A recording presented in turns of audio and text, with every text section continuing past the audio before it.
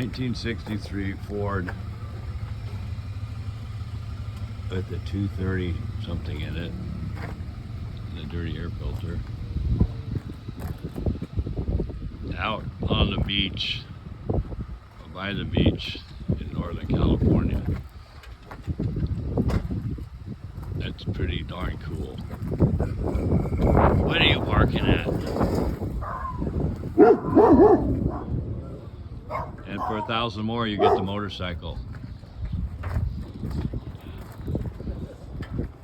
And I'm gonna get the owner. I don't think he cares, so.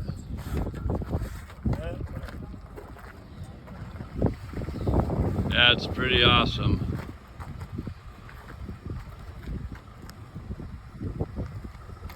I don't have to take the motorcycle out right now. Okay, yeah, if you get the motorcycle with it, you get $100 off. And there's this motorcycle ramp. That comes with the motorcycle, I guess. I don't know.